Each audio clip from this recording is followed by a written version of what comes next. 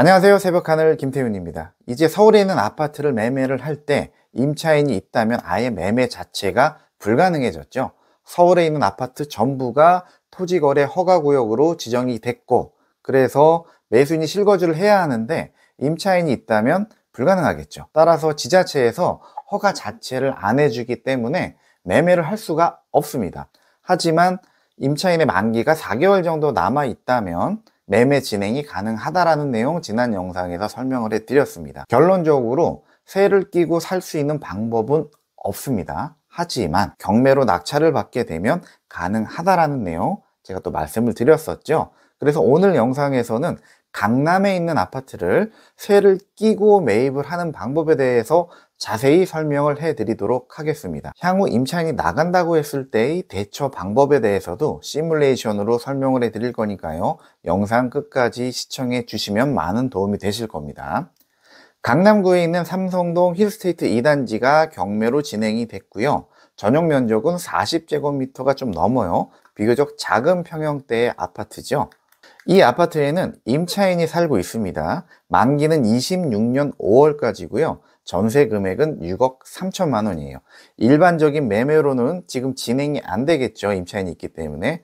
진행을 한다고 하면 26년 한 1월 정도는 돼야지 매매로 진행 자체가 가능한 그런 물건이 되겠죠. 하지만 경매로 진행이 됐고 낙찰을 받게 됐을 때는 토지거래 허가를 안 받아도 되기 때문에 가능한 그런 유형의 물건이고요. 먼저 시세를 좀 살펴볼게요.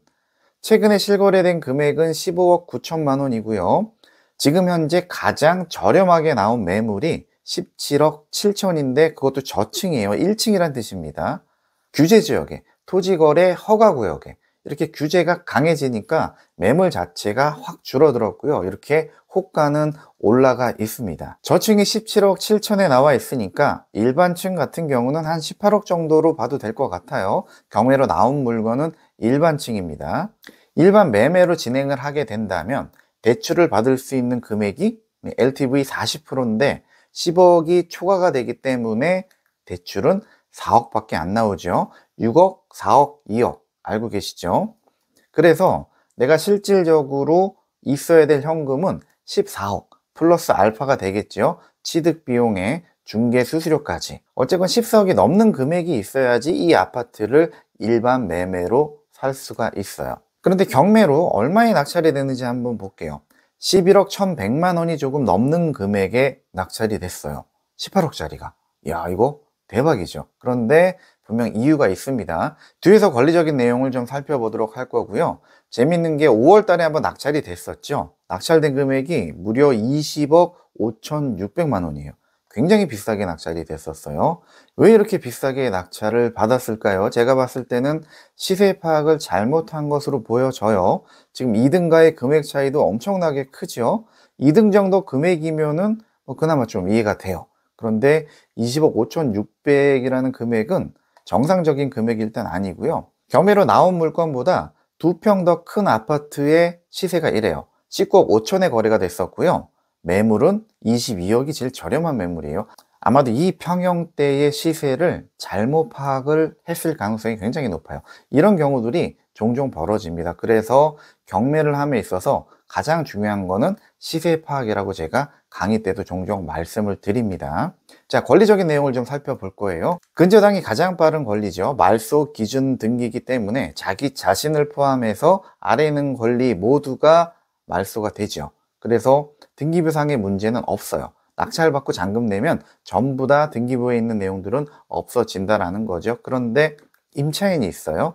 전입일이 2020년 6월 5일이에요. 그럼 말소 기준보다 더 빠르죠. 그래서 대항력이 있는 임차인이에요.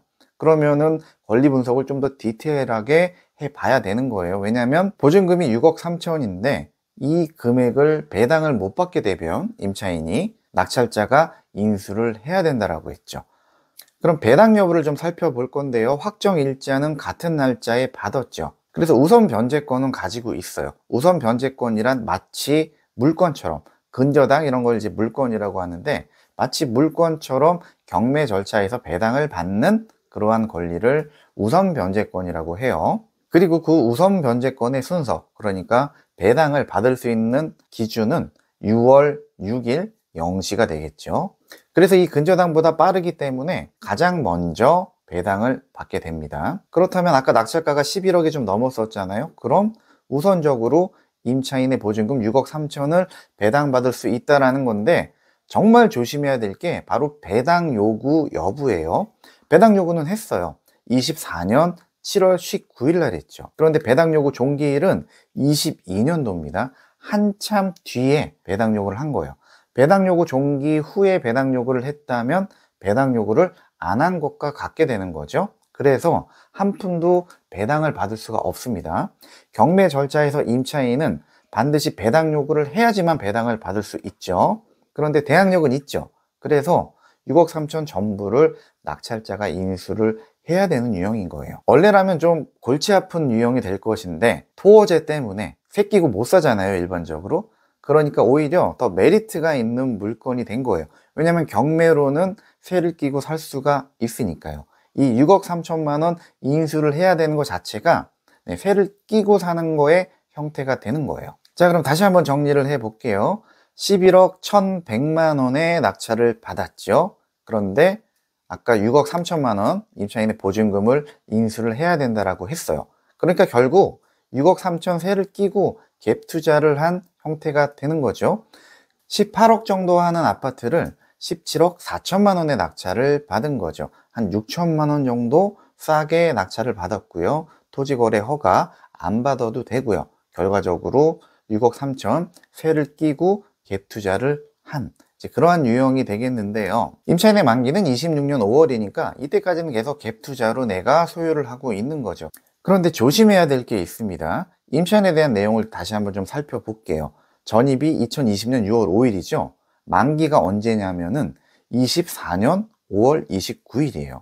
자, 그러니까 원래는 20년 5월 30일부터 22년 5월 29일이겠죠. 계약 기간 자체가 2년이니까요. 그런데 한 번 더 연장이 돼서 24년 5월 29일까지인데 여기서 또 2년이 연장이 된 거죠. 그래서 만기가 26년 5월이 되는 거예요. 그런데 24년 5월에서 26년 5월까지의 계약을 기존의 소유자, 그러니까 임대인이죠. 임대인과 임차인이 이 연장 계약을 체결을 했을까요? 경매가 진행이 되고 있는 가운데 그랬을 가능성은 매우 희박하겠죠. 그러면 묵시적 갱신이 됐다라는 거예요. 묵시적 갱신이 됐을 경우는 임차인은 언제든지 이 임대차 계약 해지를 할 수가 있습니다. 낙찰자한테도 마찬가지로 주장을 할 수가 있어요. 그래서 임차인이 나가겠다고 할 수도 있다라는 거예요. 이 만기까지 있는 게 아니라. 그럼 나간다고 하면은 어떻게 되는 거예요? 완전 땡큐죠. 왜냐면 지금 전세 시세가 더 올랐어요. 2층이 6억 9천에 전세 거래가 됐었고요. 그리고 지금 1층이 6억 7천5백에 나와 있죠. 그럼 일반층 같은 경우는 7억 정도는 전세금으로 받을 수 있지 않을까 싶고요. 그러면은 다시 새로운 임차인을 들이면 되겠죠. 들어오고 나가고. 그렇게 되면 내가 7억으로 갭 투자를 하고 있는 그러한 형국이 되는 거겠죠. 토지거래 허가구역이라고 해도 전세는 줄 수 있어요. 전세를 주는 거에 대해서는 아무런 제약이 없거든요. 그런데 만약에 내가 입주를 해야 된다라고 했을 땐 어떨까요? 임차인이 나간다고 했으니 이 기회에 내가 입주를 하겠다. 그러면은 보증금 6억 3천 돌려주면 되죠. 내가 돈 있으면은 돌려주고 내가 입주를 하면 돼요. 그런데 내가 돈이 없으면은 어때요? 네, 이 아파트를 담보로 대출을 받아야 되는데 대출 받을 수 있는 한도는 4억밖에 안 되죠. 그나마 주택담보대출로 인정이 되면 4억이고요. 기존에 내가 가지고 있는 아파트를 담보로 대출을 받을 경우는 생활안정자금 대출, 이걸로 취급이 되면 맥심이 1억이에요. 1억 이상은 대출을 못 받아요. 그렇게 되면은 이제 자금 경색에 빠질 수도 있다? 네, 그렇지 않습니다. 6억 3천 전부를 대출을 받을 수 있는 방법이 있고요. 다음 영상에서는 그 내용에 대해서 제가 설명을 해 드릴 거예요. 자, 부동산 경매의 본질은 시세보다 싸게 사는 수단입니다. 그리고 지금도 마찬가지예요. 본질은 변하지 않았죠. 그리고 오히려 요즘에는 시세보다 더 많이 싸게 낙찰이 되는 현상들이 벌어지고 있습니다. 그런데 서울 전체가 이렇게 규제 지역으로 묶여 있고 또 토지거래 허가 구역으로 묶여 있을 때는 경매로 활용할 수 있는 메리트들이 굉장히 많습니다. 일단 토지거래 허가에 대한 부분도 그렇고요. 대출을 받을 수 있는 부분도 그래요. 그래서 지속적으로 이 경매의 메리트에 대한 내용들을 제가 영상으로 올려드릴 거니까요. 구독, 알림 설정 꼭 해두시고요. 지금까지 영상이 도움이 되셨다면 좋아요도 한번 눌러주시길 바라겠습니다. 또 좋은 영상에서 찾아뵙도록 하겠습니다. 감사합니다.